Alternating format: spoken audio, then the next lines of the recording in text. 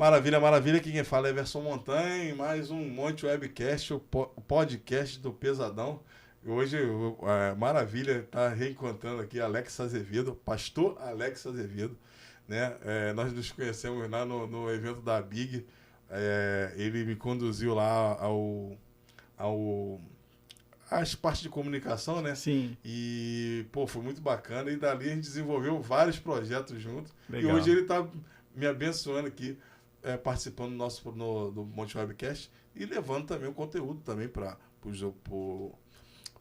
os seguidores dele, pessoal, para a membresia da igreja e tudo mais.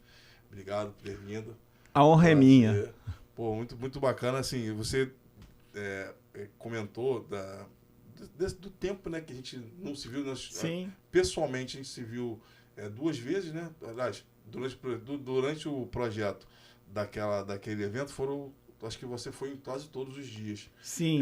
E depois, mais à frente, na estreia, na inauguração da igreja. Da igreja. Então, umas 3 vezes, mais ou menos. E agora, assim, para você ter uma ideia que, assim, as relações de amizade, elas perduram, independente Sim. do tempo, de distância. De pandemia. De pandemia. E você citou essa questão, de sobreviveu a esse monte de coisa, né? E sobrevivemos ao governo Bolsonaro também. Amém. Então, muita sobrevivência. Muita sobrevivência. Vou falar aqui um pouquinho do fim de mundo. Aqui, né? Pastor Alex Azevedo, formado em Ciências Econômicas, História, Teologia pelo Seminário Teológico Batista do Sul, possui pós-graduação em Engenharia Econômica, mestre em História da Ciência pelo FRJ, atualmente doutorando em História da Ciência pelo FRJ também. É historiador, pesquisador do tema Eugenia e nazismo e suas relações com o Brasil, com os diversos artigos publicados em revistas nacionais, internacionais, né? Oficial da Reserva das Forças Armadas, atualmente servidor público federal. É muita coisa, cara. É muita coisa. Acho que até deve ter até excedido o tempo, né? de tantos predicados, cara. Parabéns aí pela tua formação, pelo teu currículo. E aí, conta pra gente aí um pouquinho de você, como é que você se tornou pastor, conta um pouquinho da tua vida pra gente. Bem, eu era professor da Escola Bíblica Dominical da minha antiga igreja e gostava muito de ministrar aulas na escola bíblica e trazer sempre conteúdo novo. E, em um determinado momento, eu percebi que eu tinha batido no teto do conhecimento e precisava me aprofundar mais, precisava buscar novos saberes. E, com isso, eu fui pedir para ingressar para o seminário. Aí, a minha antiga igreja, ela fez todo o processo legal. Meu nome foi apresentado na Assembleia da Igreja, eu fui indicado e cheguei lá no Seminário Teológico Batista do Sul com esses indicativos e cursei.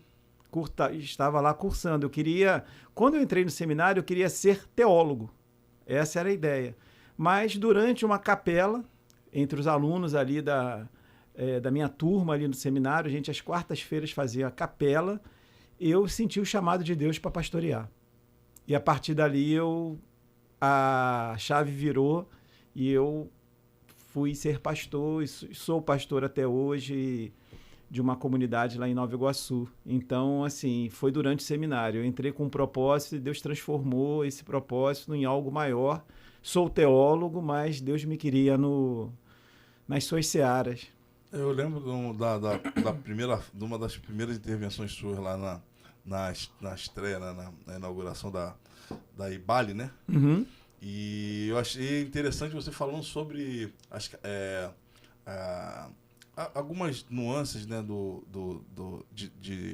das palavras de Deus que você estava tocando ali, com muita propriedade. E aí, dali desse primeiro seminário, você começou a buscar conhecimento. Sim. O seminário... Não só buscar conhecimento, mas transmitir. Sim, o seminário foi uma janela aberta para que eu mergulhasse assim na teologia de uma forma acadêmica, do estudo não da ciência, mas da história da igreja. Então, assim, foi uma janela aberta do qual eu entrei e fui me aprofundando. Foi assim, foi muito bom fazer o seminário por conta disso. Eu saí um pouco daquele teto que eu falei anteriormente, que eu tinha, para algo muito maior. Assim, foi um mundo novo. E aí você considera, até para a gente poder passar para a próxima pergunta, o início do teu ministério é quando você, de fato, ouve esse chamado para pastorear e começa a se aprofundar nas escrituras nos estudos, né, referente a isso, ou depois que você conclui? Como é que foi essa questão desse início desse ministério? No momento que Deus me chama para o ministério, ali começa a minha trajetória ainda no seminário. Então, eu tinha muito claro isso na minha mente, que eu seria pastor, e aí foi só um processo. Eu me formo em 2014 eu sou laureado homenageado como o melhor aluno do ano, né? Todo ano o Seminário Teológico Batista do Sul escolhia um aluno e em 2014 eu ganhei um certificado como melhor aluno, com as melhores notas. Isso já ia apontando para o que viria pela frente. Aí eu fico um tempo ainda na minha antiga igreja pastoreando ali, ainda dentro da área acadêmica, educacional ali da igreja, e depois Deus me chama para a IBALE, né? Para que a gente pudesse ter uma igreja com uma perspectiva nova, uma igreja acolhedora, uma igreja que já, na nossa percepção, estava fazendo falta já há algum tempo na nossa cidade. Na verdade, eu lembro que quando você fala Igreja Batista Livre, né? Fala um pouquinho das características dela. Eu lembro que você, numa das falas que eu editei suas, era uma questão inovadora mesmo, sim, né? Sim, sim. Era para quebrar paradigma. Sim, quebrar paradigmas, meter o pé na porta às vezes, mas antes eu quero abrir o espaço, assim, dessa entrevista, desse bate-papo, para falar da palavra livre. Eu nunca imaginei que eu teria que, por onde fosse, explicar por que a Igreja Batista se chama Livre, por que desse nome, Igreja Batista Livre, porque as pessoas hoje em dia, elas têm a percepção da palavra livre ou da palavra liberdade como algo ruim, como algo libertino, como algo que não seja o que Cristo nos mostrou. Por exemplo, então eu costumo dar 3 fundamentos, né? O primeiro fundamento bíblico, o próprio Jesus falou no Evangelho de São João, capítulo 8, versículo 32, salvo engano, que diz assim: se o Filho, pois, verdadeiramente vos libertar, verdadeiramente sereis livres. E conhecereis a verdade vos libertará. Então, Jesus está falando da liberdade. Jesus ele nos chama para sermos livres, não sermos aprisionados por uma doutrina, não sermos aprisionados por uma placa de igreja, não sermos aprisionados pelo um guru espiritual, algo nesse sentido. O fundamento histórico vem que nós batistas, nós somos uma igreja filiada à Convenção Batista Brasileira, nós somos uma igreja dos batistas brasileiros, e a Igreja Batista Brasileira, que, entre aspas, herda essa tradição histórica, que não é muito bem assim, porque essa tradição ela está sobre quem se denomina batista. Então pode ser batista brasileiro, batista nacional, batista, qualquer tipo de batista, porque é uma pertença, é quem se identifica com os princípios e doutrinários da Igreja Batista. E as primeiras comunidades batistas, como digo, do ponto de vista histórico, eram chamadas de comunidades dos homens livres.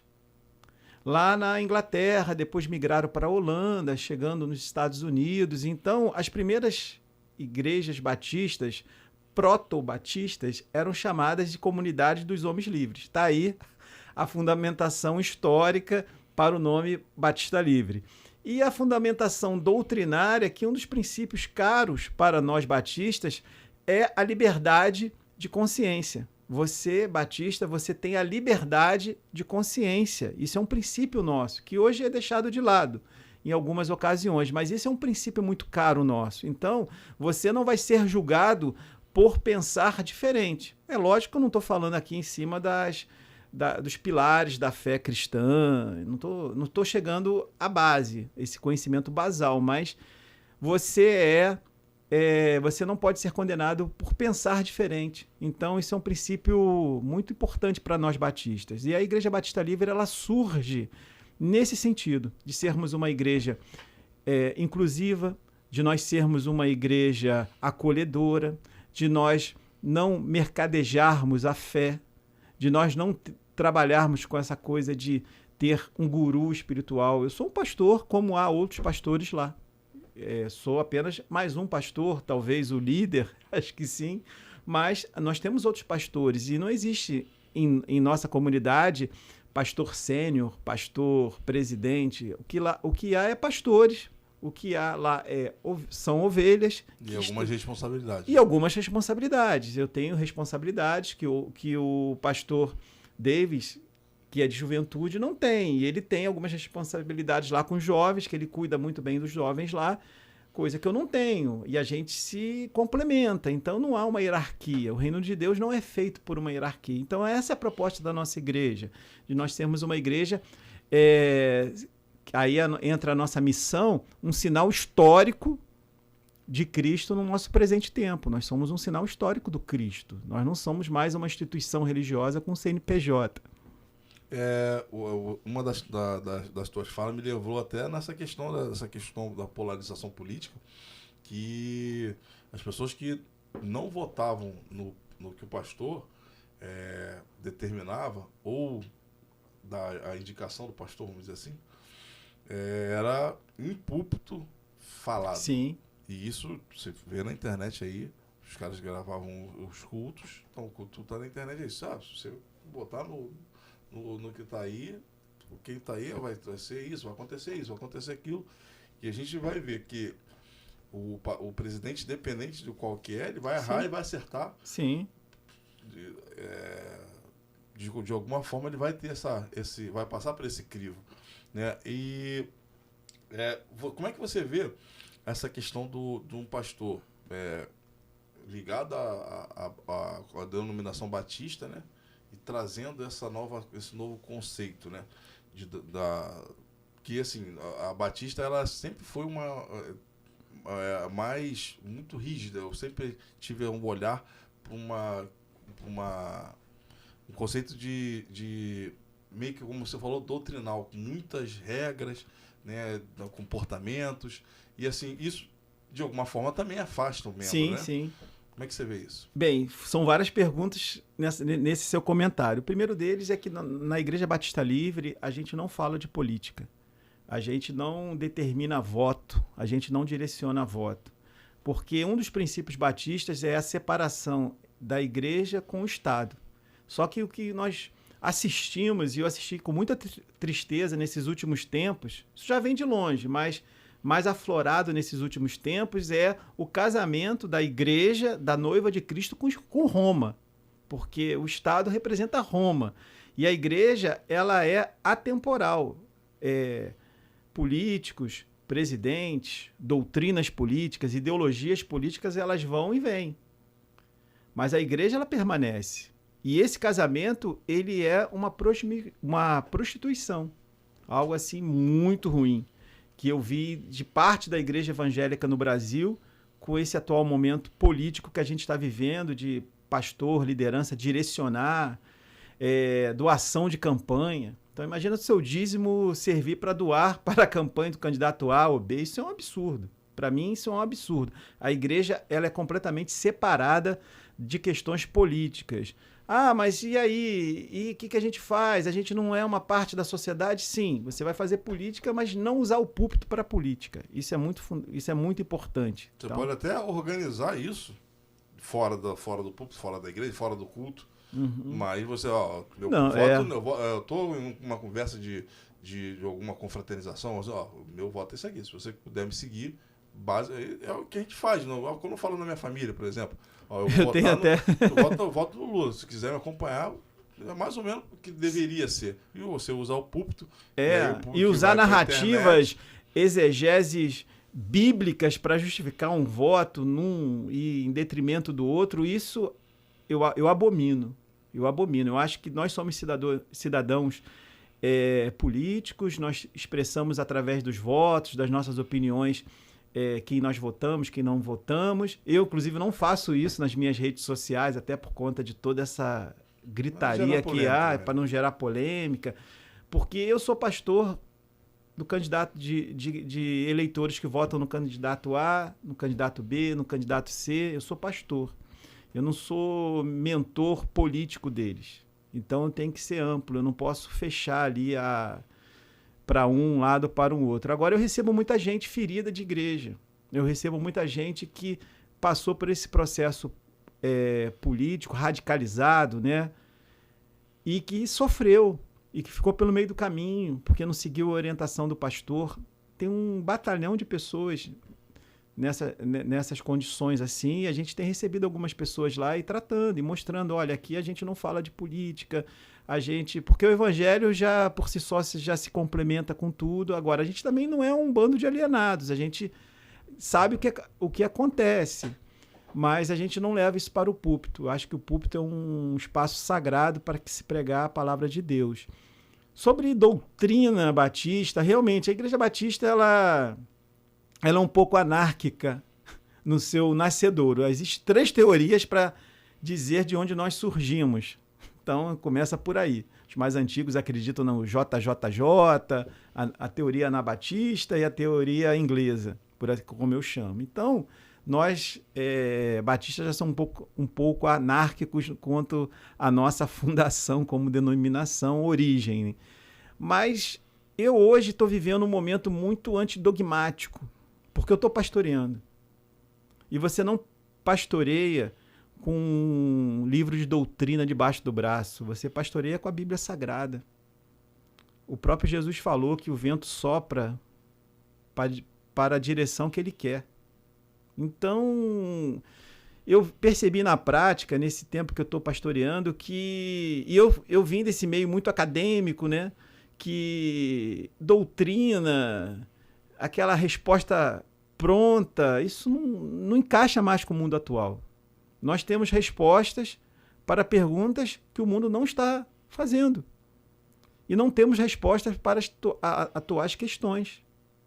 Por exemplo, a igreja ela não despertou ainda que nós temos um genocídio em terra brasileira, que é a questão dos índios e Yanomamis. A sociedade está querendo ver o que nós pensamos a respeito disso. Não a respeito de que a criança hebreia fazia a circuncisão no templo. Sabe? Coisas mais reais, né? Coisas mais reais. Do nosso lado. E aí você falou dos batistas. Eu sou batista, eu amo ser da denominação batista, é onde eu me encontro, é minha pertença. Mas a gente teorizou e criou um cavalo de batalha sobre uma coisa muito simples que é a ceia. Não sei se você sabe, mas algumas igrejas batistas, espero que isso tenha acabado, mas não ministra ceia para quem não é batista. E é como se você fosse lá em casa e falei, olha, vem almoçar. Eu sou assembleano. Vem almoçar comigo. Se eu for qualquer dia de ceia lá, eu não sou servido. Em algumas igrejas, porque eles criaram uma doutrina que existe ceia restrita, ceia livre, ceia ultra livre e ceia ultra restrita, porque ainda tem igreja batista que só ministra ceia para os membros locais. Então, mesmo eu sendo um pastor batista, filiado à Ordem dos Pastores Batistas e sendo pastor de uma outra igreja batista, naquela igreja eu não tomo ceia, porque é só para os membros locais. Onde Jesus estipulou isso na Bíblia? Isso é doutrina humana, isso é vontade humana, e a gente abole isso. Lá na nossa igreja a ceia é livre, melhor, a ceia é do Senhor, a ceia é o memorial. Se você, Montanha, for lá no dia de ceia, você vai cear conosco. Se a tua filha pequena for, a gente vai ministrar ceia, porque lá nós ministramos ceias para as crianças. Porque onde está na Bíblia que a pessoa tem que ter tantos anos, se batizar, passar pela classe de catecúmenos para ministrar a ceia? Se a ceia para nós é um memorial. Então, desde pequeno, as nossas crianças lá, que não são poucas, participam da ceia, porque a gente quer criar uma identidade, uma memória afetiva nelas de participar desse momento. Porque Jesus falou da ceia e Jesus ministrou a ceia para os seus discípulos. Quem eram os seus discípulos lá? Um que ia traí-lo e vendê-lo ao Sinédrio, que foi Judas. Um que iria negá-lo 3 vezes, posteriormente. Participaram. Então, por que nós ficamos... Aí eu estou falando uma crítica para dentro da denominação batista, e quem ouvir vai digerir ou não. Aí a gente fica teorizando. Não, ceia livre, ceia ultralivre. É uma perda de tempo. O mundo não está preocupado com isso. O mundo não está preocupado com isso. A gente tem que viver a realidade.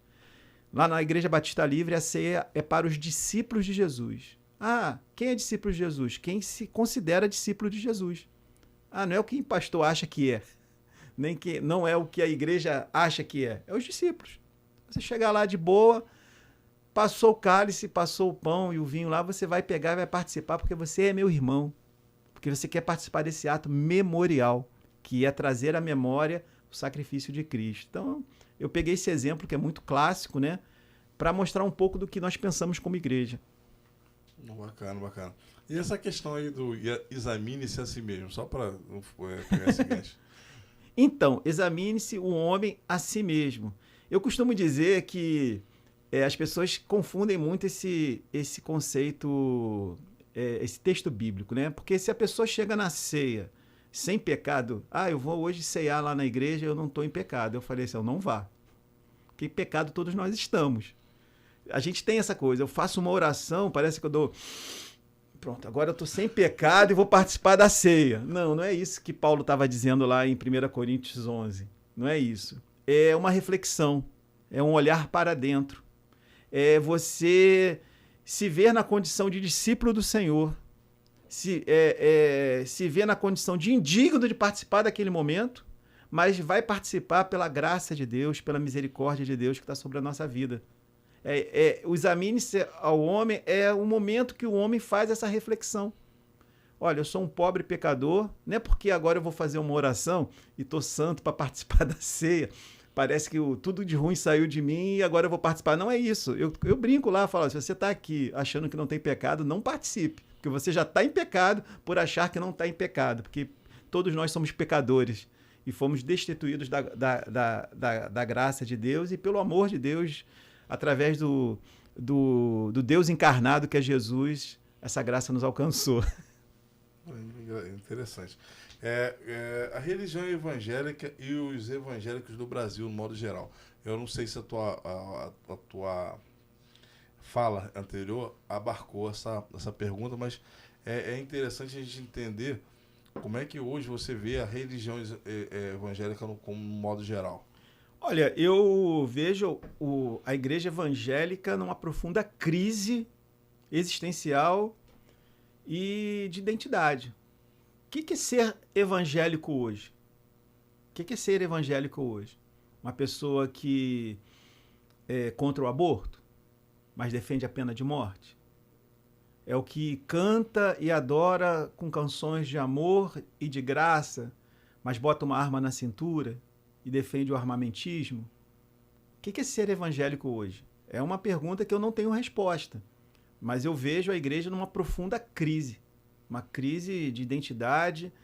Jesus, ele pegou uma esquina e nós fomos para um outro lado. Eu falo nós porque eu me incluo nesse mundo que eu sou um pastor, sou evangélico, então as pessoas me olham nesse conjunto. Então, a gente vive uma crise, como as igrejas europeias viveram tempos atrás e muitas delas acabaram, fecharam. A gente sabe dessas notícias, eu mesmo tive lá e vi algumas que viraram museu, pub, demoliram para construir uma casa.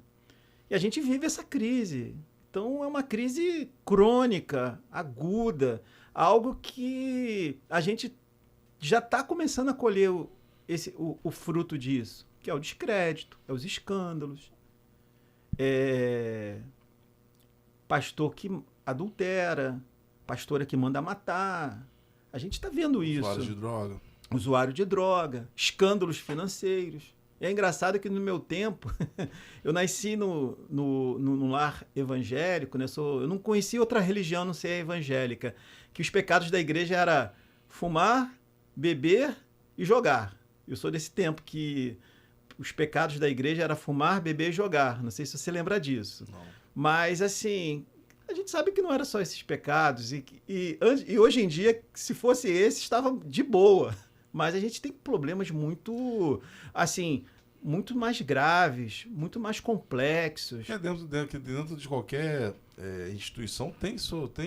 muito erro. Agora, recentemente, lançou já até antigo, Greenleaf, uma série É minha top 5. É, Assisti todos os pô, capítulos, maratonei. Aquilo ali é verdade, aquilo ali é. é tudo. Na verdade. Tudo, tudo. Eu acredito. E chegou aos meus ouvidos todas aquelas histórias ali, eu já chegaram essas histórias, já soube de casos, tudo ali. Aquilo ali eu estava vendo um pouco do retrato da igreja brasileira. Uma ficção. É uma ficção real. Retrata a verdade. Tudo.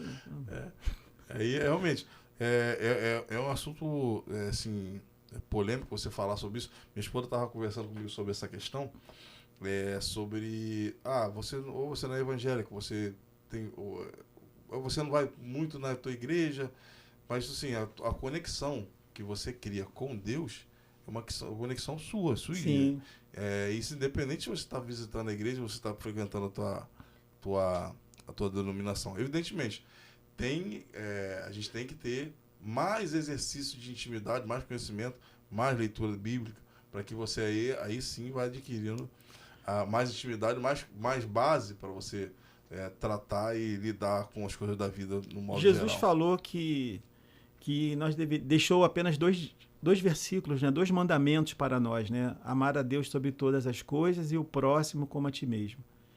E a gente não vive isso na realidade. A gente vai buscar atrativos. A igreja ela se tornou um point, a igreja se tornou um local, uma moda, um local onde eu me relaciono com outro, onde eu exerço um poder sobre o outro. Então, a igreja, ela, no modo geral, ela se perdeu. Tem muita gente boa nadando contra a corrente. Tem muita gente boa nadando contra a corrente. Eu costumo dizer que para os pastores que ou você escolhe ser sacerdote e viver no sinédrio, comer das iguarias do templo, defender o sistema, lucrar com o sistema, ou você vai ser profeta. Só que a vida do profeta, daquele que aponta o pecado, daquele que fala, é uma vida do deserto, assim como João Batista. João Batista, filho de Zacarias, ele poderia ter seguido a sua trajetória religiosa no templo. Viver no templo, no sinédrio, viver no sistema religioso da sua época. Mas ele rompe com isso e vai viver no deserto. Vai ser profeta no deserto. Mas o que Jesus falou? De barriga, né, de ventre de mulher não nasceu uma pessoa maior, estou falando com as minhas palavras, do que João Batista. O testemunho de Jesus em relação a João Batista. Com relação ao que você falou, com relação à identidade, né? A minha esposa, a gente sofreu um assalto. Minha esposa foi assaltada, a mão armada, mas era uma réplica. Mas a minha esposa não tinha simulacro, como saber, né, de arma. Não tinha como saber se era verdade ou não. Entregou claro, o carro que a gente tinha. E ali foi um misto de emoção, né? Porque acontece? A gente ficou na apreensão para buscar esse carro acabou voltando pra gente. A gente estava no local, os caras estavam rondando o bairro e voltaram pro ponto onde roubaram.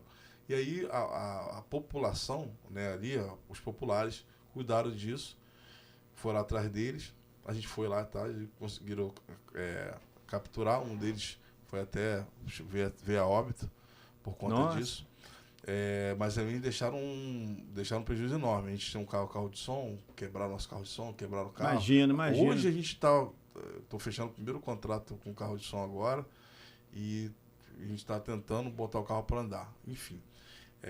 Mas na hora, a minha esposa, que é evangélica também, ela falou sobre a questão de se tivesse com arma, sim, seria matado. Sentimento absolutamente normal para quem está vivendo aquele momento ali. Assim como ontem eu fiz um velório. no momento ali que você perde um ente querido, num velório, você está naquele momento ali de despedida, é natural que a sua fé balance, é natural que você questione o amor de Deus. Quando você está num momento de perigo, num assalto, num ato de violência, é natural que a tua reação seja que, se tivesse uma arma, pudesse revidar. Isso é natural. Isso não há problema em sentir isso. Por quê? Porque nós somos humanos. Deus, através do seu olhar, da sua lente de bondade e misericórdia, ele entende esse momento nosso. O problema da igreja e de algumas pessoas é carregar esse sentimento constantemente. O sentimento de negar a Deus, o sentimento odioso para com a outra pessoa. Carregar esse sentimento é o que faz mal. Irai-vos, mas não pequeis. A ira da sua esposa, a sua ira, ou se eu estivesse no seu lugar também não ia ficar feliz, não é pecado. Irai-vos, mas não pequeis. Quer dizer, não é pecado você sentir raiva e irado. O problema é que, como o Paulo... resultado daquilo, né? Não, é o resultado que produz, o que pode produzir, que aí entra também a ação do Espírito Santo. E também não deixe que o mal, né, passe de um dia para o outro. O problema que Paulo fala nesse texto é o seguinte, a ira se transformar em ódio. A ira se transformar em uma ação vingativa. A ira te consumir. Aí já não é mais ira, é ódio, é ressentimento, é vingança. É isso que é pecado, é isso que contamina o homem. O problema da igreja é que esses sentimentos de ódio, de vingança, de ressentimento, são carregados por muitos e muitos e muitos evangélicos. Muitos, né? O cara chega na igreja torcendo para que o outro se dê mal. As manipulações, as articulações de bastidores para tirar um pastor, botar um pastor, o ódio ali que é escondido, o Pai do Senhor, né? Mas você está por dentro ali, se você pudesse, você matava aquela pessoa e Jesus vai falar, ó. Você odiar e matar é a mesma coisa. Agora, a ira, o momento não digo fraqueza de fé, mas o momento ali que você está mal ali, poxa Deus, por que isso aconteceu? Isso é natural nós sentirmos, isso é a nossa humanidade. E nós sempre seremos humanos. Quando nós recebemos o Espírito Santo de Deus e nos encontramos com Cristo, ou Cristo nos encontrou, aí eu não vou entrar nesse debate teológico, nós não perdemos a nossa essência humana. A gente continua a ser humano até o final da nossa peregrinação aqui. Maravilha. Falar um assunto que é polêmico também dentro da igreja, falou de costume e tal. Tá me apertando. Dízimo. Dízimo. Um dos assuntos mais polêmicos, né? Sim. De quem é dizimista, da pessoa que não é evangélico, sobre dízimo. Qual é a sua visão? O que você tem em relação ao dízimo? Eu acredito no dízimo. Sim, né? Também acredito. Eu tenho experiências, não só de dízimo, mas como oferta. Sim. Então, assim, a questão é organização, né? Que falta a gente, como modo geral, organização financeira. Mas fala um pouquinho da tua visão. Dízimo, ele não é uma mensalidade de clube. Então, começa por aí. O nosso entendimento como igreja Batista Livre, e o que a gente fala lá, que dízimo não é uma mensalidade de clube. Deus abençoa, Deus abre portas, Deus ele dá prosperidade, porque nosso Deus é o Deus do ouro e da prata, nosso Deus é o Deus da economia, Deus ele tem o mundo sobre as suas mãos, então ele faz circular riqueza, ele faz circular prosperidade. Agora, o dízimo ele não é uma mensalidade de clube. O dízimo, ele é, como nós tratamos lá na nossa igreja, ele é um princípio, né? Eu falo sobre isso, de generosidade. A chave para falar sobre dízimo é generosidade e gratidão. Gratidão a Deus. Deus, ele me abençoou, Deus, ele me deu um emprego, Deus, ele me deu um recurso, Deus, ele me mantém com vida para estudar, para trabalhar. Eu tenho pela vida, pela minha família, então eu dizimo, eu oferto pelo sentimento de gratidão para com Deus, mas também pela generosidade, Porque eu costumo dizer lá na igreja que nada falta a quem reparte. A generosidade, ela é para com o próximo. É o que eu tenho e que eu abençoo o próximo, eu mudo a realidade à minha volta. Porque a bênção de Deus, ela tem um fim, ela não tem um fim em nós. Ela perpassa por nós para abençoar outras pessoas. Eu tenho um carro, esse carro é meu. Andava de ônibus, agora ando de carro. É uma benção minha? É, mas ela não termina em mim. Eu estou dando um exemplo. Ela perpassa por mim para que eu possa abençoar uma outra pessoa que ainda não tem um carro. Então, o dízimo, ele é bíblico, a oferta, ela é bíblica, Deus se agrada, mas Deus não se agrada com a barganha, Deus não se agrada com o negócio. E é como está lá em 2 Coríntios 9:7, que diz assim, aquele que dá, aquele que ofertar, faça com alegria, faça com generosidade, faça com amor. Se você está barganhando com Deus, eu vou dar 500 para ganhar 5.000 no outro mês, não faça. Se você está fazendo isso com pesar no coração, tem que dar para poder ficar bem com o pastor, com a igreja, para a comunidade me ver doando, não faça isso. Não faça. Mas se você dá com esse sentimento de gratidão e de generosidade, Montanha, eu tenho a mais absoluta certeza que Deus abençoa.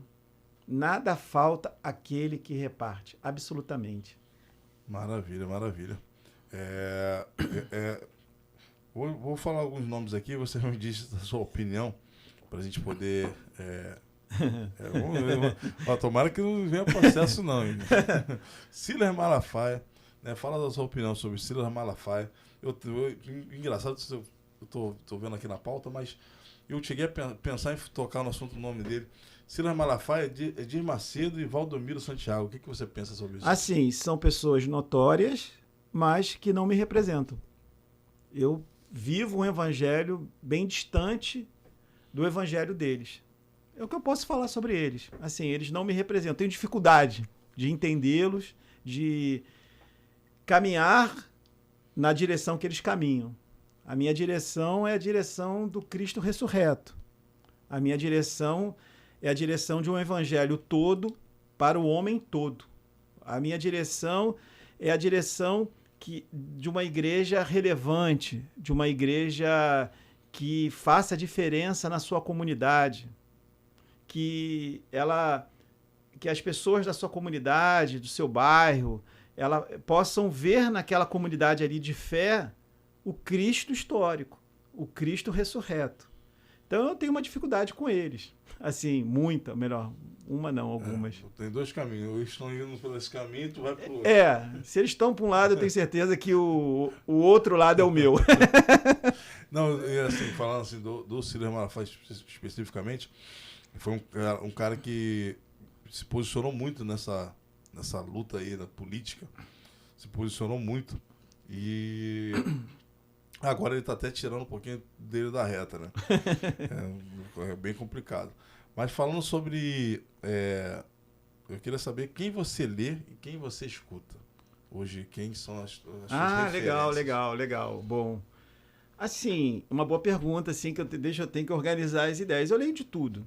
Assim, o grande problema do seminário, dos seminários aqui no Brasil, é que nós temos uma leitura norte-norte. Estados Unidos, Europa. O que chega para nós são autores ou americanos. O Brasil é uma grande esponja da teologia americana. Tudo que acontece lá a gente imita aqui, por conta dessa zona de influência que os Estados Unidos faz na América do Sul, e os autores europeus. Então, a teologia brasileira, desde que se começou a pensar sobre teologia aqui, é feita pelo eixo norte-norte. Eu transcendi isso.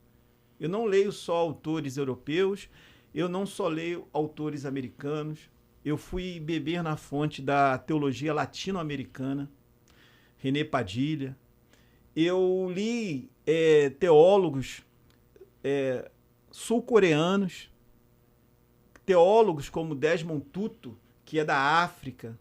Então, ele tem livros muito bons. Então, assim, eu transcendi isso.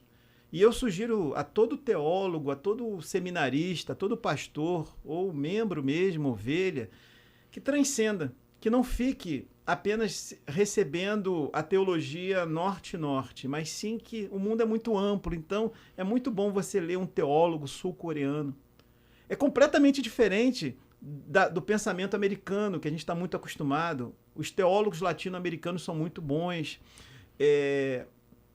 africanos, então eu fui beber nessas fontes. Eu ouço muito, assim, eu tenho um carinho muito especial e eu acho que ele é para mim, um dos principais teólogos. Há muitos bons teólogos no país, mas ele canaliza, ele sintetiza essa geração que está querendo sair da caixinha, e essa geração de teólogos que eu cito aqui, que é o pastor Ed Renekiewicz. Gosto muito, ouço, e ele é um profeta para esse tempo. Então eu ouço muito o pastor Ed Renekiewicz, ouço muito Capelletti, gosto muito, como falei, dos teólogos, escritores latino-americanos, porque é a minha realidade. A teologia latino-americana, ela me alcança porque é a minha realidade. Eu sou um latino-americano. Então, é mais ou menos esse caminho que eu faço. Eu leio tudo, descarto aquilo que não é interessante e tenho essa percepção de entender o meu município, a minha cidade, com o país e o continente que eu vivo, que é uma teologia latino-americana. Isso que eu ia perguntar exatamente isso. Quando você trabalha uma mentoria de qualquer tipo de serviço que você vai prestar, você sempre avalia a praça. Né? Você sempre avalia aquele lugar ali onde você está habituado. Não é diferente a questão das ovelhas, né? Você vai ter, como você falou, da igreja que você passou, né, em Pitoresco, lá tinha uma característica. É um bairro. Né, bairro. E é interessante que, assim, isso foi uma experiência para a minha vida. A gente era do centro de Nova Iguaçu e fomos para um bairro afastado. Não encaixou. A gente teve uma ovelha lá, que está com a gente até hoje. Mas não encaixou. Não encaixou o meu discurso. Não encaixou a nossa teologia. Não encaixou. A gente fez um panfleto muito elaborado e saímos para distribuir um domingo pela manhã e eu passei por 3, 4 pessoas e falei, olha, eu não sei ler. Muito obrigado, eu não sei ler. Então a gente não encaixou com aquilo. E assim, isso não é demérito falar. A gente voltou para o centro porque... Na verdade, vocês entenderam. Entendemos. Entenderam o que aconteceu. E esse bairro, um bairro pobre, um bairro desassistido, está em nossas orações e a gente agora vai começar, em nome de Jesus, a partir de 2023. Quem estiver ouvindo, chega até a gente para participar. É um projeto de ação social. Vamos começar com 10 famílias, depois a gente vai ampliando. Até de repente chegar num momento de estruturar alguém que fale aquela linguagem ali que eles querem ouvir e atender aquela demanda, né? Ampliar, né? Sim. E lá a gente fala, vamos fazer um pré-vestibular. Naquele bairro não carece nem de pré-vestibular, seria até um curso mais de alfabetização, reforço escolar. O pré-vestibular ainda, para aquela juventude do bairro, ainda está um pouco distante, embora tenha alunos universitários e tudo mais, não é de todo, mas para a realidade dos mais pobres, isso está distante ainda, a gente tem que cuidar da base. Então, é uma percepção de mundo, que a igreja ela tem que fazer essa leitura, e a gente fez essa leitura. Pô, legal. Com relação a você, trouxe aqui alguns livros aqui. Sim. Né? Queria que você falasse de sugestão de livro e falasse as características do livro que você trouxe aqui. Livro é muito bom. Eu adoro ler. Eu leio muito, pesquiso muito. E eu trouxe alguns livros que eu já li, outros eu estou lendo. E eu vou começar primeiro com esse aqui. Olha para onde? Para cá. Esse aqui é um livro muito bom, organizado. Fundamentalismo Religioso Cristão. Esse livro aqui, que inclusive tem um artigo muito bom do pastor Sérgio Duzilek, ele fala da origem do fundamentalismo, porque essa espécie de renovo do fundamentalismo, do neofundamentalismo. Então, conta-se a história da origem do fundamentalismo, que é algo novo, que se inicia ali nos Estados Unidos para tentar se contrapor ao que eles chamavam de liberalismo, da grande novidade do século XIX, da segunda metade do século XIX, que foi a teoria de o evolucionismo de Darwin. Então, assim, Esse livro é muito bom, Fundamentalismo Religioso, Olhares Transdisciplinares. Eu já li, recomendo. O livro que a nossa igreja está estudando é de John Stott, O Discípulo Radical. Muito bom esse livro, indico, é um livro fino, capítulos curtos. A nossa igreja está estudando ele na Escola Bíblica Dominical. O que é ser um discípulo radical? É muito legal. Para os meus momentos assim de mais relaxados, de curtição, eu estou lendo nesse momento esse livro do Rubens Alves, Variações sobre o Prazer. Muito legal. Perspectiva teológica sobre o prazer. Ele cita Santo Agostinho, ele cita Nietzsche, ele cita Karl Marx e ele cita Babette. Então é muito bom, crônicas aqui, o texto aqui de Rubens Alves, um grande teólogo que nos deixou e que eu leio muito sobre ele. Esse livro aqui é uma tese de mestrado e eu gostei muito. Eu assisti a apresentação num bate-papo, conversas pastorais com o Ed, lá na IBAB, com o André Anéas, que ele escreveu esse livro, A Racionalização da Experiência com Deus. É você tentar racionalizar, doutrinar a sua experiência com Deus. Transformar em... É como ele diz aqui no texto, é você tentar amarrar o sagrado selvagem. Porque o sagrado selvagem, ele não pode ser amarrado. Ele usa essa expressão que eu acho muito interessante, é tentar dogmatizar a sua experiência com Deus. E a sua experiência com Deus é algo muito, muito pessoal. Então, vale a pena ler. A Racionalização da Experiência de Deus é uma tese de mestrado pela PUC de São Paulo e que me fala muito. Eu venho me desconstruindo sobre essa questão da ortodoxia. Eu até costumo dizer que a ortodoxia foi a heresia que deu certo. E a gente viver realmente o evangelho de uma forma simples, pura, leitura da palavra, sua devocional, que eu tento fazer, né? Ajudando o outro, amando o próximo, sendo uma pessoa boa. Conta um pouquinho, engraçado, as perguntas que eu tenho na mente aqui, tá aqui na pauta, e eu queria que você falasse um pouquinho também de projetos da tua igreja, mas eu queria que tu falasse também quem está à frente de cada projeto. Ah, sim, né? Eu sim. queria que tu até desse pingo nos is ali, quem é que está ali do teu lado da igreja, né? Te auxiliando, você falou do rapaz dos jovens. É o Davis, é um grande, uma bênção, pessoas que são dons, né? Deus nos dá dons e há pessoas que são dons, que são presentes de Deus. Nós temos assim, nós conseguimos organizar a nossa banda, o Ibale Adoração, nós temos ali à frente o Marcelo, a Raquel, o Jefferson, um abraço aí para vocês, que são muito bons, eles têm uma pegada legal, a gente ouve tudo, a gente toca, a gente faz alguns, agora é medley, não é isso? Com algumas músicas. É muito bom, é muito bom. Eu não sei se eu posso falar aqui, eu lembro, o nosso último culto jovem, a Raquel veio com essa ideia, ó, vê essa música aqui, vê se combina com essa. Ela começou, eu não sei cantar, né? Me perdoe, mas vem assim: tu vens, eu já escuto os teus sinais, de Alceu Valença, e aí o pessoal olhou assim, e depois, videira, vida. Aí assim, ela faz... Umas mesclas, né? É uma mescla, um medley, eu nem sei qual é o nome disso. Esse então, dia eu tava assim... ouvindo NX0, uma música de NX0, que eu achava que era mundana. Evidentemente, ele canta no mundo, mas a letra é total, a letra... Eu costumo dizer que não existe música do mundo e nem música de igreja. O que existe é boa música. Tem boa música lá fora, do que a gente chama de mundo, né? Como se a gente vivesse na crentosfera. E tem também música muito ruim na igreja. E, por exemplo, Monte Castelo do Legião Urbana é uma música sensacional. Se não tivesse sido feita pelo Renato Russo, ou tivesse sido escrita e musicalizada por algum cantor evangélico, a gente estava cantando na nossa igreja. Porque ele pega Apóstolo Paulo e mistura com Camões.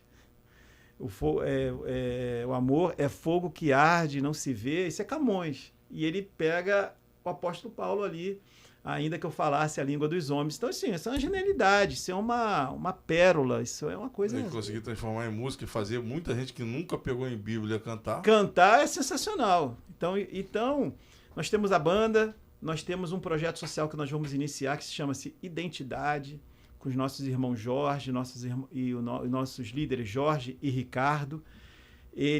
A gente vai assistir essas famílias, mas não somente no básico, como simplesmente dar uma cesta básica a essas pessoas, mas a gente vai acompanhar durante um ano essa trajetória dessas vidas. Saber as reais demandas. Né? E resgatar a identidade delas. Porque quando uma pessoa chega numa fase onde ela necessita de uma cesta básica para se alimentar, para comer, é porque muitas outras coisas ficaram perdidas para trás. O seu lazer, a sua identidade, o seu carisma, a sua personalidade, né? Então isso ficou para trás. Autoestima. Então, autoestima era a palavra que me fugiu.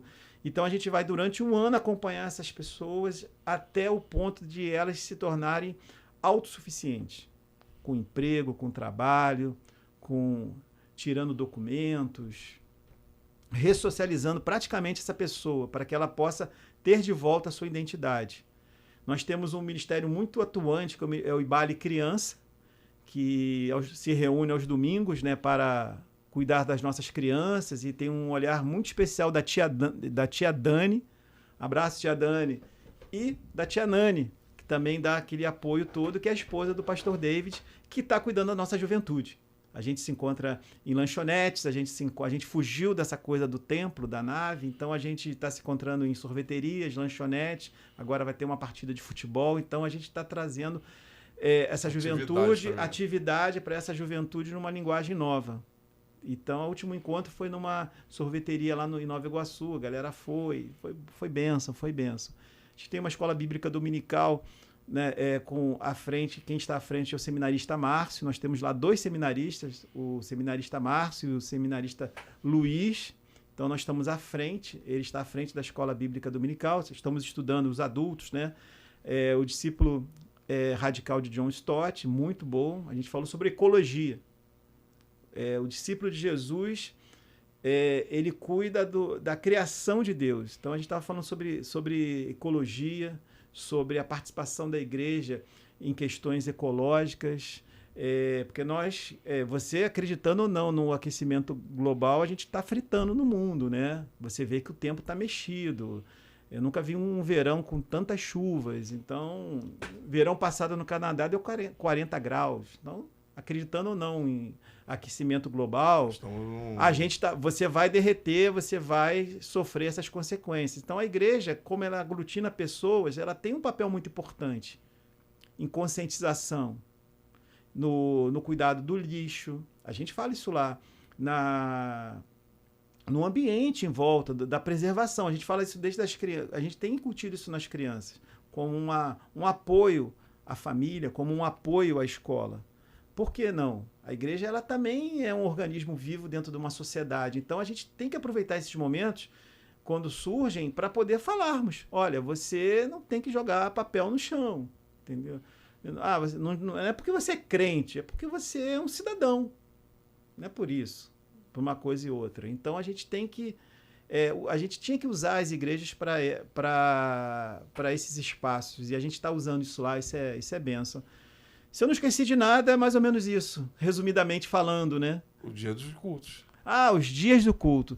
Nós estamos nos reunindo na Travessa Carlos Cardoso Távora, vou repetir, Travessa Carlos Cardoso Távora, número 201, no hotel ainda Mont Blanc, que fica ali em Nova Iguaçu.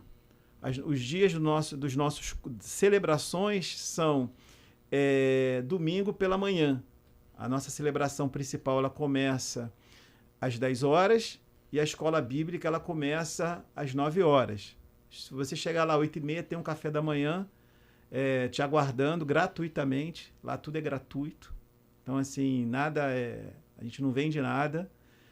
Apostila, o livro, gratuito. A gente entende isso pelo princípio da generosidade e da gratidão através, né? consubstanciado pelos dízimos e ofertas, tudo lá é gratuito. Então a gente não vende, a gente doa.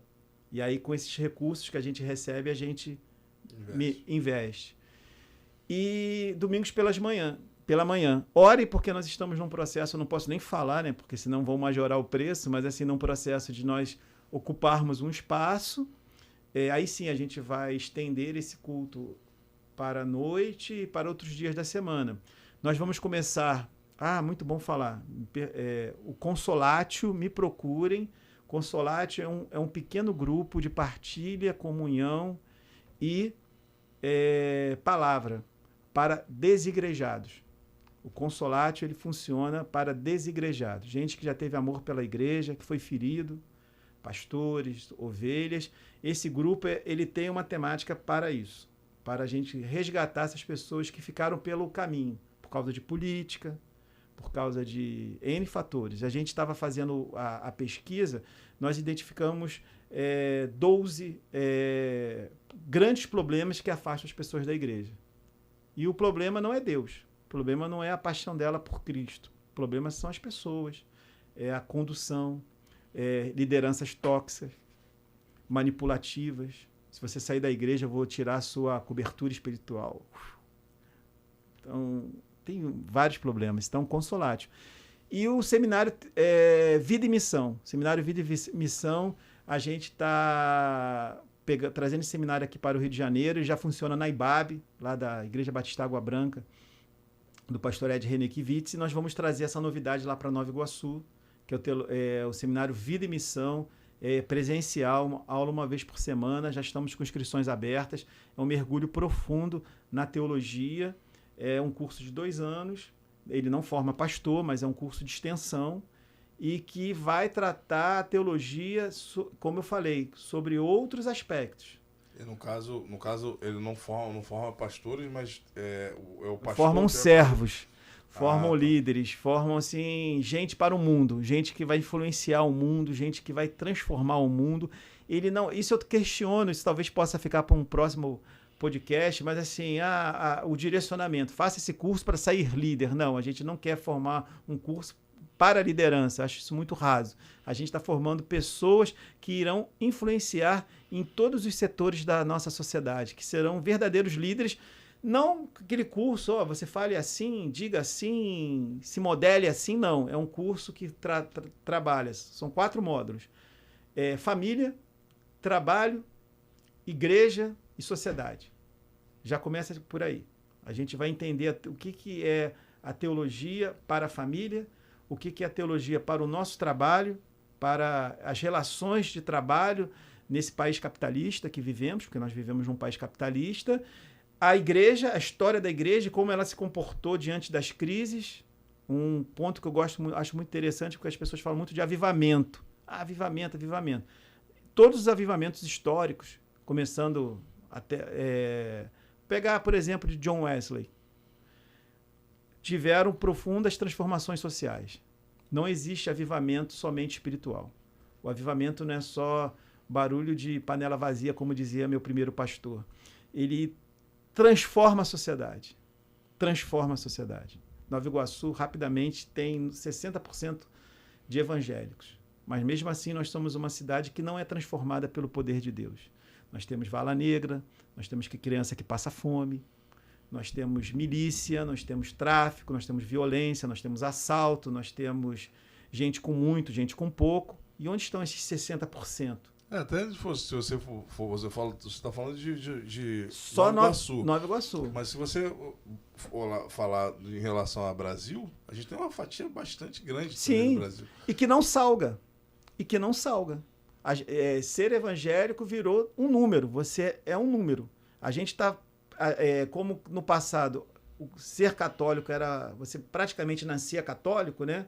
Não tenho religião, sou católico. Mas era uma questão de número, a gente está trocando de papéis. Ser evangélico hoje, em muitos lugares, é ser apenas um número. Foi o que eu falei anteriormente, é uma crise. Então, a gente não salga mais.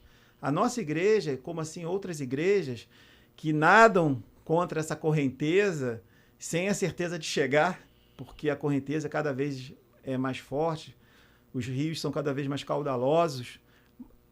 É a que a gente tenta fazer. Tem muita gente boa, mas se você, mais a gente percebe que essa igreja não salga mais. 60% montanha, 60% de Nova Iguaçu é evangélico, dá glória a Deus, aleluia. Bota uma Bíblia debaixo do braço. Cadê as transformações? Cadê? E não é só espiritual, né, cara? Não é só espirituais. É de ações.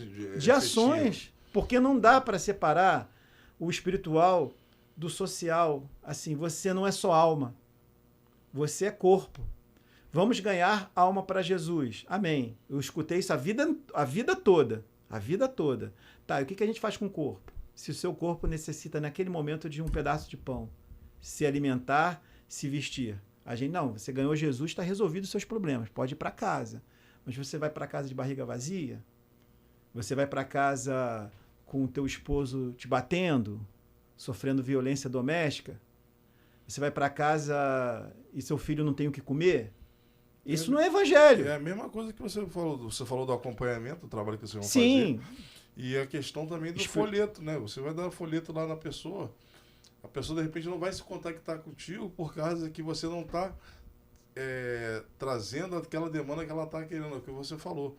Ela não necessariamente ela não está passando fome, mas ela, de repente, ela tem mantimento, mas está sem emprego, não sabe como é que vai pagar aquele aluguel.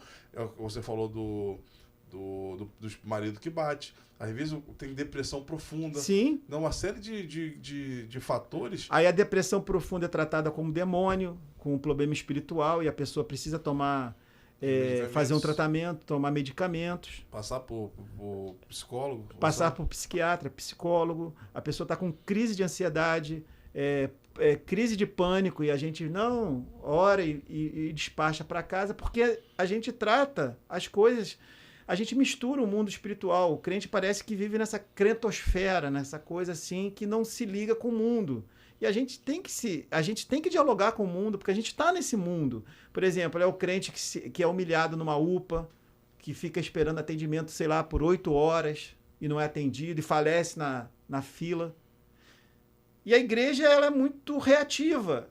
E a nossa igreja, ela quer ser proativa. É isso que importa, não é... Se os... Não estou desmerecendo o Antigo Testamento, não entendo nesse modo, mas não é que porque o povo hebreu que atravessou Canaã. Não, isso é importante saber da Bíblia, mas a gente tem que saber o mundo real, o mundo que nos cerca. E a gente é reativo. Tem agora, os casais homoafetivos podem adotar crianças. Sou amplamente favorável. Nunca vivi, mas eu tenho essa experiência. Um dia no abrigo, um dia perdido na vida. E eu sou a favor, sim, de que casais homoafetivos adotem. Aí você fala isso para a igreja. Ah, mas não sei o quê, não pode, e é absurdo, que Deus criou a família, e tá bom. Isso é reação. Agora, o que você, como igreja, está fazendo para que não haja crianças em abrigo? Aí você vai fazer culto do pet. Tá rolando. Não sei se você já sabe, tem culto do pet. Você faz aniversário para cachorro. Nada contra quem tem o seu animalzinho de estimação. Mas o que a igreja está fazendo para que não haja crianças no abrigo? A gente é reativo, velho. A gente é reativo. Como é que a gente vai contestar uma galera que vive aí, igual o pessoal fala, eu sou evangélico, mas eu não gostaria que meu filho fosse gay, não gostaria.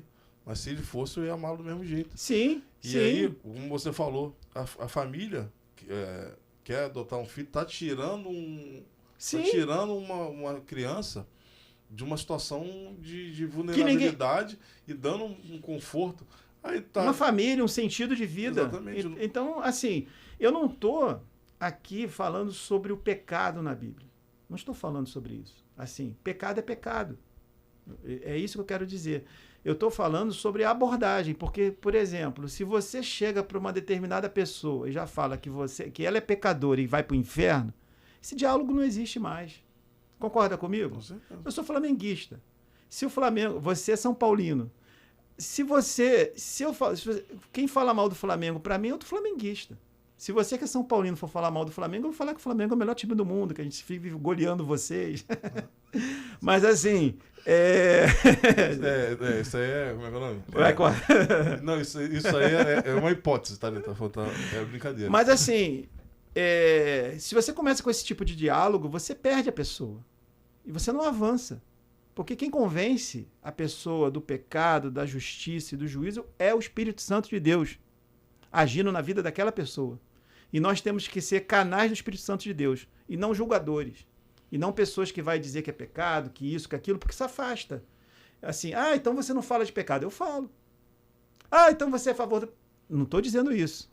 Assista do início. Não faça edições. Mas assim, o que eu estou dizendo é que a abordagem está errada, que é um cavalo de batalha sem necessidade e que nós estamos prontos para acolher e amá-lo.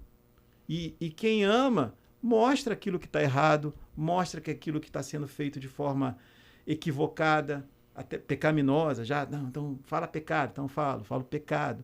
Mas não é a nossa forma de tratar o assunto dessa forma muito superficial, panfletária, e de que tem um lado e tem o outro. Não, todos são acolhidos, todos são amados, todos são ressignificados pelo poder do Espírito Santo de Deus. Não sou eu que convenço. Eu tenho as minhas opiniões, eu tenho as minhas convicções, mas quem convence a pessoa, quem me convenceu não fui eu mesmo. Não foi o pastor que pregou para mim.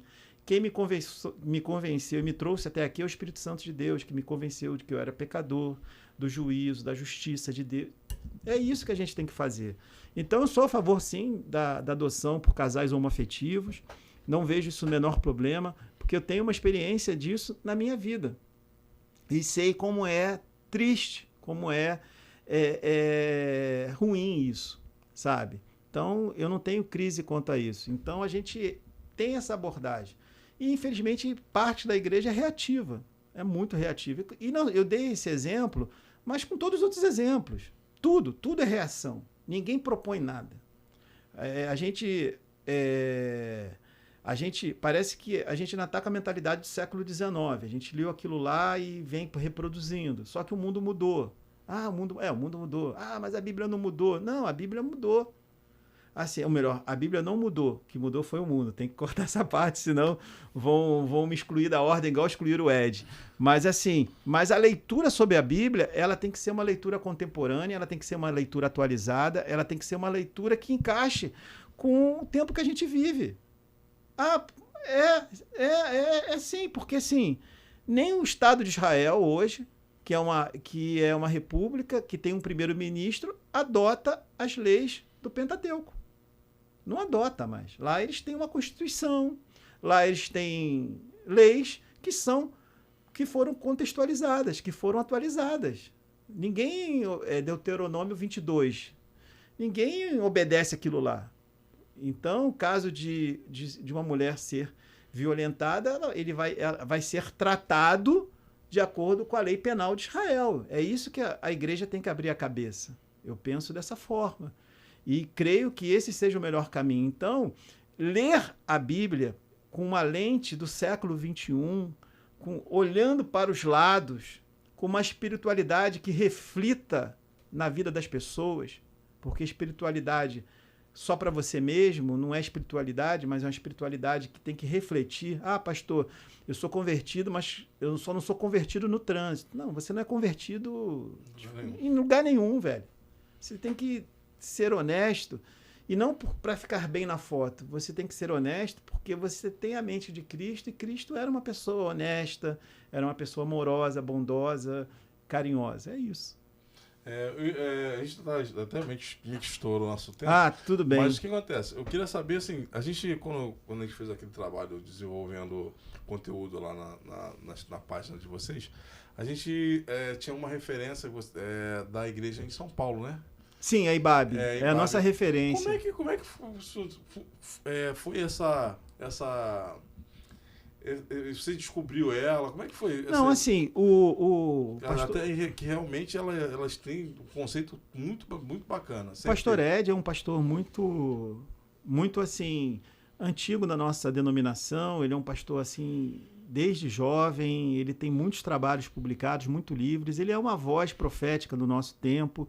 Ele é uma pessoa assim extraordinária, uma figura humana incrível, tem um ministério extremamente relevante, uma igreja grande, A última campanha de Natal, né, da IBAB Solidária, foi arrecadado 2.700.000 para 52 instituições. Então, a gente acompanha eles muito de perto e eles são uma inspiração. A gente busca, na nossa caminhada, a gente busca aqueles que são próximos da gente. Então, no Evangelho não seria diferente. Então, ele é uma grande referência, sim, uma grande fonte inspiradora. A igreja, eu conheço a igreja, já estive lá. É uma igreja assim, espiritual, gente comprometida. É uma visão diferente. Ali não tem dono, ali não tem politicagem. Ali é uma igreja, eu com a mais absoluta certeza, saudável. Assim como a nossa é também. A nossa é uma igreja saudável, é uma igreja boa. E a gente procura olhar para aquele que está mais longo, assim, com mais tempo na caminhada, né? O irmão mais novo olha para o irmão mais velho. Então, é mais ou menos essa a relação. A gente, quando quer buscar uma inspiração, quando a gente quer dialogar, quando a gente os vê como esse farol. Não só a nossa igreja, mas eu acredito que muitas e muitas igrejas pelo Brasil têm a IBAB, tem o Pastor Ed aí como uma grande referência.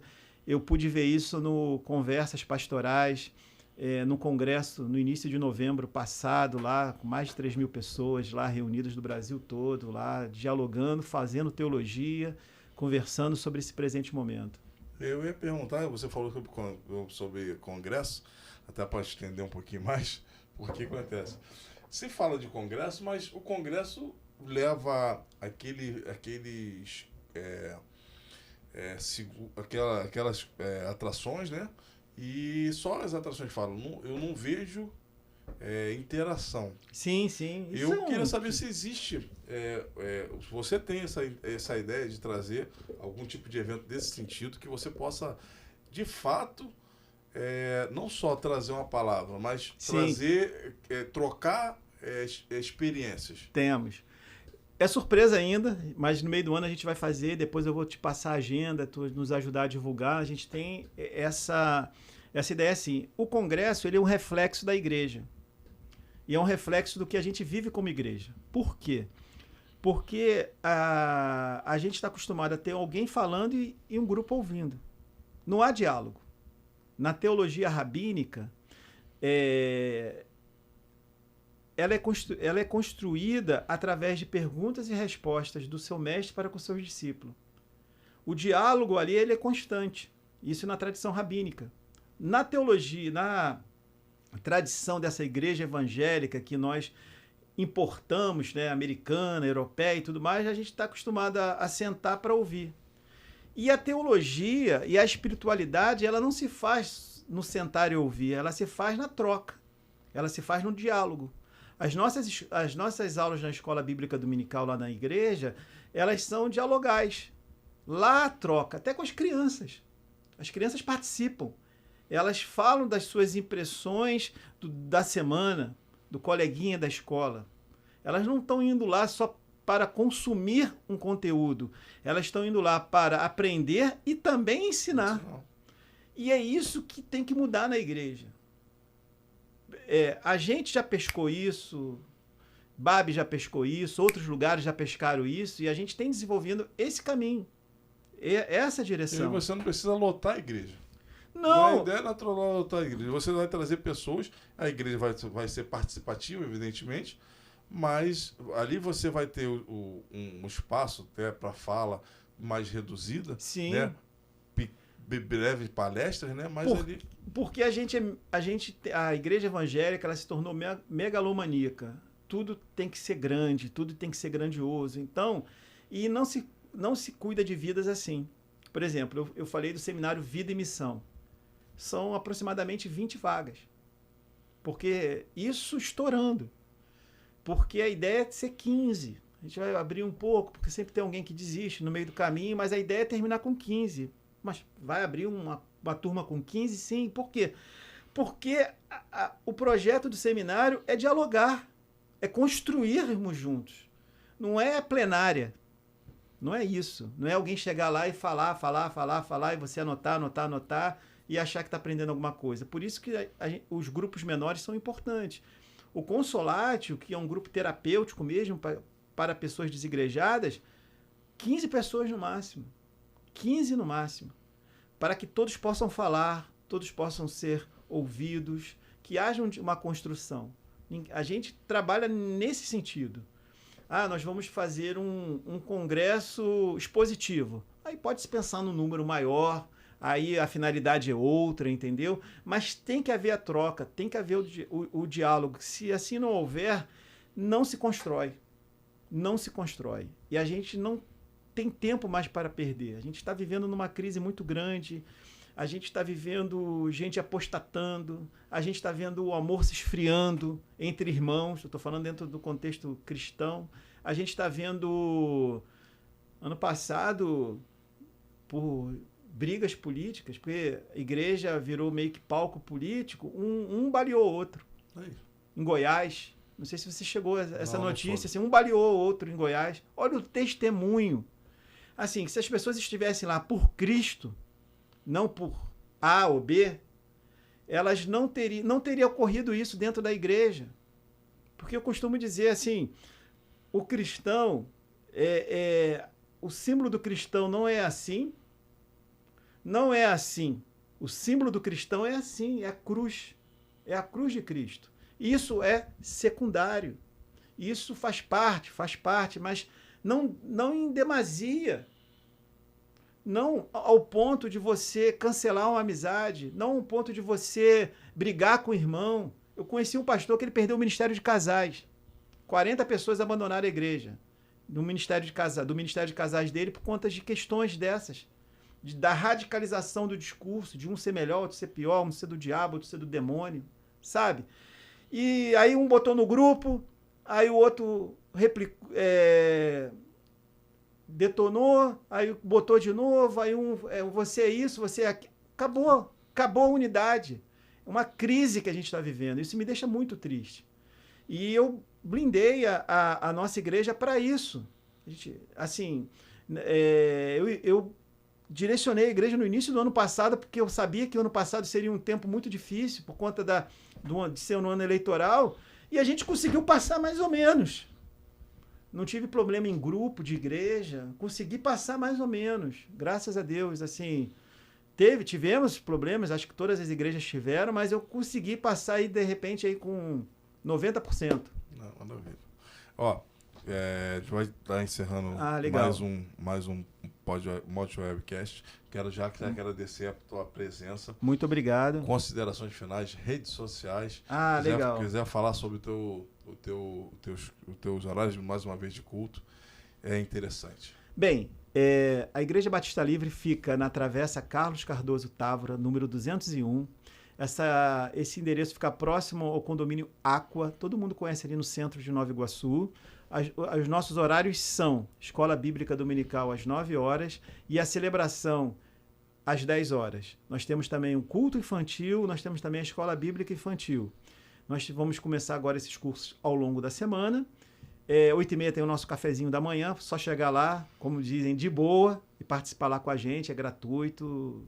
É assim que a gente gosta de fazer. As nossas redes sociais, você me acha no Instagram, PR Alex Azevedo, e Ibale também no Instagram, @Ibale no Instagram. Nós temos uma página no Facebook que é Ibale de Nova Iguaçu. É a artezinha que eu fiz. Aí é tua arte, tá vendo? Aí é tua arte. E nós temos um WhatsApp que você fala com a igreja, que é o 21 98056 2019. Repetindo, 21 98056 2019. Eu sou o pastor Alex Azevedo e agradeço aí o convite, essa oportunidade de falarmos um pouco sobre a nossa comunidade, falar do que eu penso, do que eu vivo e do que eu penso ser um dos caminhos, porque eu não sou dono do caminho. Vou te pedir agora para que você faça uma meta de like. Legal. Uma meta de like. Você fala aí pra gente qual é a meta de like que você desafia pro ouvinte, pro espectador do Monte Webcast. Parto de algum Então, a galera número. Tá começando a partir de 1000. É mesmo? A partir de 1000. Se eu falar menos, eu vou ser homem de pouca fé. Né? Exatamente. vamos. Chegaram a 1.500 aí, né? Milzinho. Mais 1.000 aqui. Mais 1.000 aqui pro Alex Azevedo. O pastor Alex Azevedo já definiu a meta de like. Ó, estamos encerrando mais um podcast do Pesadão. Obrigado pela tua paciência, pela tua audiência. Fica conosco aí nos próximos vídeos. Se quiser comentar, a gente encaminha um comentário pro Alex. Então, fortalece aí, dá esses 1.000 likes aí pra gente. Legal. E não esqueça de inscrever no nosso canal aí, que a gente vai estar sempre com conteúdo relevante. Já prepara para outra pauta agora. Vamos daqui sim. a pouco a gente vai retornar, ver a repercussão desse nosso bate-papo. Se não tiver processo, né? Não teve não, tranquilo. Um grande abraço, fica com Deus. Graça, paz e bem, da parte do nosso Senhor Jesus Cristo. Amém. Um beijo do Pesadão, fica com Deus.